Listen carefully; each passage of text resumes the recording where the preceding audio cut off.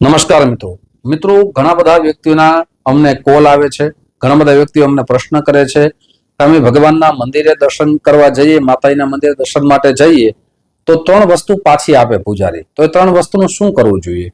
જેમાંની ઘણી વખત નાળિયેર હોય એ પાછું આપે, અથવા અન્ય કોઈ પ્રસાદી હોય જેમાં રેવડી હોય છે, કાજુ હોય છે, એવી અન્ય પ્રસાદી હોય છે તો તેનું શું કરવું જોઈએ? અને સાથે ચુંદડી આપે તો તેનું શું કરવું જોઈએ? મિત્રો, આ ત્રણ વસ્તુ જ્યારે તમને પાછી આપે ત્યારે શું કરવું જોઈએ જેનાથી આપણે પણ લાભ થઈ શકે?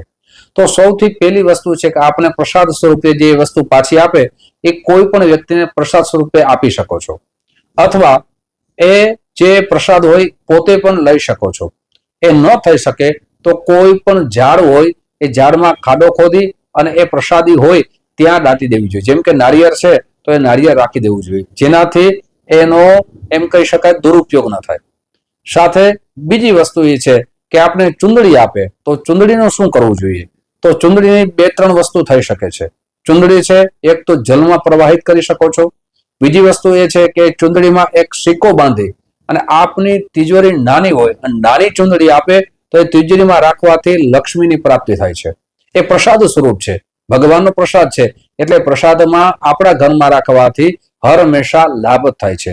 પછી ચુંદડી એમ લાગે કે આ ચુંદડીમાં બગાડ થઈ ગયો છે ત્યારે એ ચુંદડીનો જે સિક્કો બાંધેલો હોય એ સિક્કો આપણે તિજોરીમાં રાખી દેવો અને ચુંદડી છે જલમાં પ્રવાહિત કરી દેવી જોઈએ. નમસ્કાર.